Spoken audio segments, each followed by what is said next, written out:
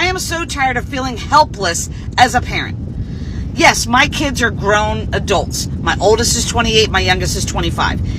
And I thought by teaching them what I learned, which is you work hard, you get a good job, you're going to get the things in life that you need, right? Worked for me. Why wouldn't it work for them? Because it doesn't. Because the world has fucking changed, all right? And now I feel like I see them struggling. And before my generation comes at me, yes, I understand struggling is a part of life. We all struggled. But there's a difference between struggling and drowning, all right? So we struggled and it was tough. But you know what? We made it. We knew there was a light at the end of the tunnel with our struggle. It seems like kids today, no matter how much they struggle, they just get further and further down the water into the drowning point, all right? When I was their age, I was making less than $10 an hour. And I can afford to live on my own. Now you have to be making six-figure salary to get a decent, tiny little place to live. So what the fuck is going on and how do we help them as parents? I told my son, all you have to do is work hard, go to college or join the military like I did.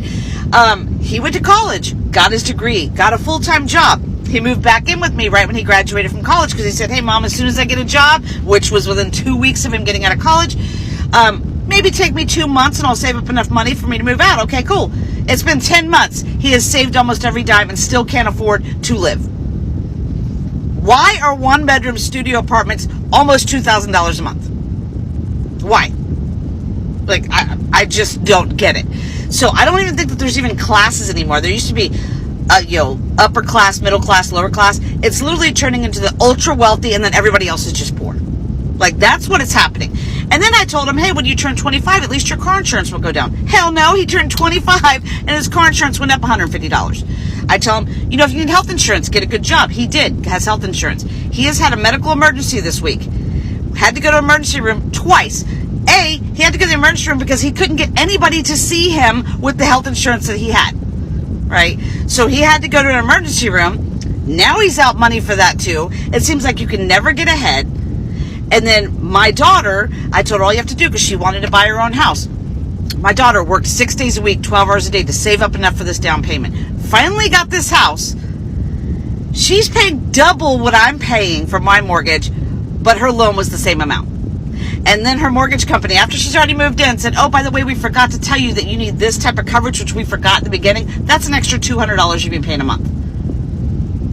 And all they see when they come home is they watch social media, kids their age, on lavish vacations with all this money and nothing to do, all these social media influencers, because we value those types of things over hard workers. We will pay them $10,000, but you work 40 hours a week, you can't afford it. Children's generation, they can't afford rent. They can't afford to buy a house. They can't afford insurance. They can't buy a new car. They can't find a good paying job. They're living month to month, paycheck to paycheck, credit card bills stacked up. And they literally look to the future going, how am I ever going to realize the American dream? And it seems hopeless for them. But then in Congress, everyone is chasing and pursuing and proclaiming their loyalty to a foreign country. And my goodness, I have nothing against Israel. I wish them well. I wish the people of Israel well. I wish Jewish people well. But I also wish every country well. And I want good things for everyone. So why do you hate Israel so much? Right? Yeah. But, here's what it is. I compare it to, it's like white guilt. We've dealt with white guilt for so many years and it's... Has it worked? Has it improved anyone's life? No. And this is a similar thing when in reality, everyone's lives are going to improve here in our country if we just focus on our own country. Yeah. And it's really simple. Difference. Okay. Now, it may seem like, it's a little in the weeds. I'm telling you, this was a big deal. The government's going to work for people again. It's going to be effective. It's going to be efficient. He's made it all worse. All of it. He's made it more corrupt who gets in, right? He's put more pressure on the Supreme Court. He's made the DOJ more about lawfare than ever. They're making bad cases like we've never seen the DOJ make before. And I don't even think we've seen the worst of it yet. So that was a big deal for MAGA folks. All right? Now, number 4, healthcare. It is now a top 3 expense for every American family. It was never supposed to be that way. Okay? And the idea of privatizing it more? No, you got to break up the privatization. They couldn't even get a handful of drugs cheaper. Have you looked at that Trump RX bullshit platform? The prices you can get better on other sites. How can the United States government not beat these other commercial sites in discount drug game? And they picked a handful of drugs, like GLP-1s, like that's what we need in America, really? To reinforce the idea that you don't have to do the right things to lose weight? Fine. But the price discounts sunset after like 3 months and start going up again. It was just a bullshit deal. I'm telling you, this guy doesn't know how to make deals. It's all hype. He didn't even write the book, The Art of the Deal. Healthcare. Healthcare is number 4 because you had to deliver on this. You couldn't even repeal the ACA. And I don't think you should, by the way, but if that's what you want to do, fine. But you couldn't even do that. You couldn't even pass the subsidies. You couldn't even break up and get a conversation going. It's a big deal.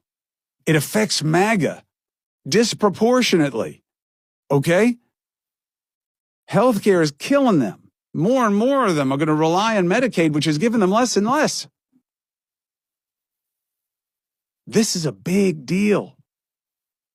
Big deal. His choices that he made, action and inaction, are failing these people, failing them where it counts. All right? Now, that takes us to number 5. And number 5 is going to be a little. Somebody, please explain to me, who raised these people? What the fuck is wrong with them? We are huge Trump supporters. If you didn't get the email on Monday, you're safe. And I'm like skipping down the halls, right? Like, I get to stay. Wednesday, late afternoon, I received a notice that I have an appointment, a Teams appointment with my supervisor on Friday at 9 o'clock. So I knew that I wasn't safe anymore. You were skipping down the hall. You were so excited when you thought you were safe. You knew others were suffering and gonna suffer, but you knew you were safe. You were cool with it. Cutting costs and waste and fraud and. We love that big picture. I love that big picture. My friends, we were excited about that because it is true. I could just picture you and your friends, glasses of cheap fucking wine, just laughing over others and how others are gonna get affected. The common theme is, we voted for this. You knew this was coming, but we didn't. Like, nobody that I've talked to understood the devastation that having this administration in office would do to our lives, but other people that we love and care about too within the Mid-Ohio Valley. There it is. It's only when you're affected that you actually feel bad about something. You don't have any regrets for everyone else. It's that you got affected. You're despicable. You're disgusting. How does it feel? It's hard. It's wrecking. Good. Right. Welcome back, family. Today, what's happening reminds me about from the country I came from. From the country I came from, I grew in a country whereby we believed in America. We believed so much in America. We believed in American dream. Yet we were not Americans. We were not from America. But people were even forcing themselves to sell out their lands just to take their sons and daughters to America. Because we used to believe that for you to get to America, that will be the open gate of your progress, of your success. Once you step in America, that will be the start of your achievement and maybe the unlocking of your dreams. But now what is happening today is something different, which is totally changing people's mind. When we are today watching how things are happening in America and how the youths are changing their minds, how today they are walking away, how today they are living out of the lies they used to believe in, out of the manipulation they used to believe in, and walking away, it gives African people a different a reaction or a different thoughts on how America is.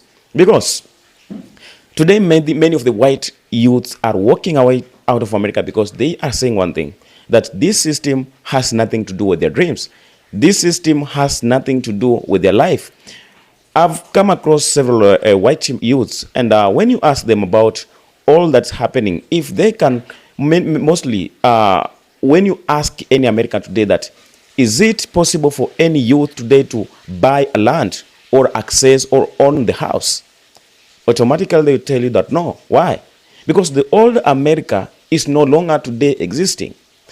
Those people who lived like some times back, those people who are middle age Americans, they are pissed off. They are today coming out to complain, not because they hate this regime, but because this regime is no longer working out or giving or trying to deliver compared to how the old America used to. Because during the time America was America, when it had some leaders who used or who focused on dreams and agendas of the people, who were only working on the interests of their citizens, people accessed their lands, people owned homes, people were able to pay for their own bills, and manage their own life. But since DJT came to power, in some past few years, everything changed. Everything changed, and at this time, Americans are no longer able to afford for the health care. They are not able to access to the medications.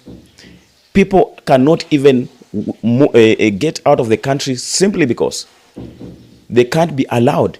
They have some pending loans that they don't even know how it came up. You find out that there are students who are today rising, protesting, and trying to challenge and fight against the system simply because they are having or owing a lot of debts.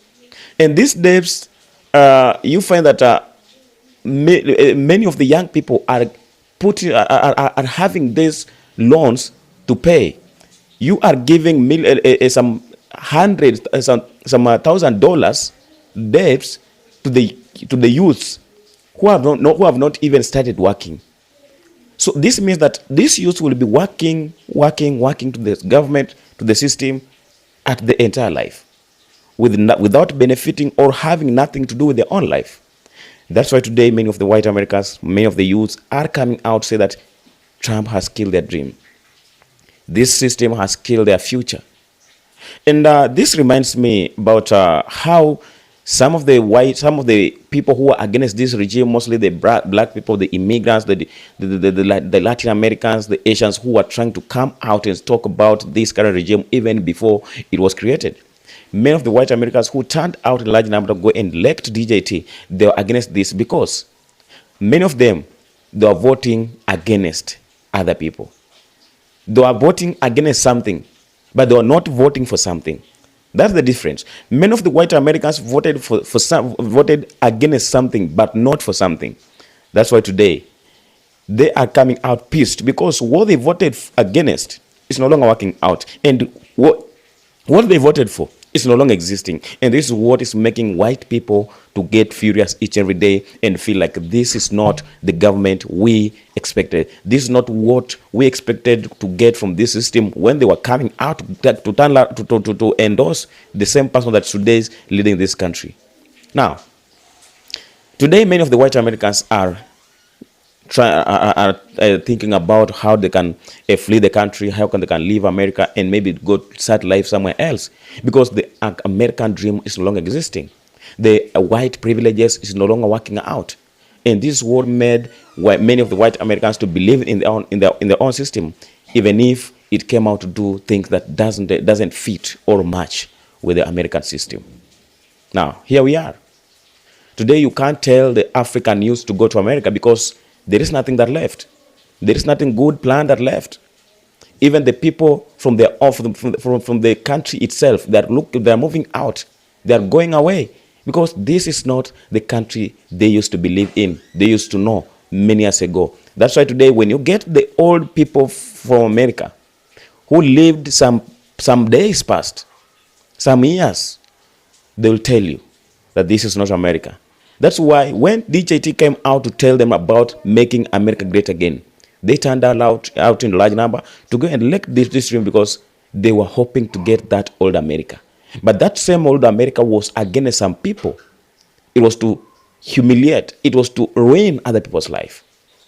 That's why today things are happening this way. And many of the white Americans are coming out saying that this is not what we fought for. They're coming to regret because they have come to find themselves that they ruin their own life. So stay blessed wherever you're watching from. Just drop your thoughts. What do you think about this? If you're watching the entire things are how things are happening, and if you believe that today American dreams no longer existing, then drop your thoughts. Make sure to respond to your comments. What's prompted in the comment section. You're doing great, and stay blessed.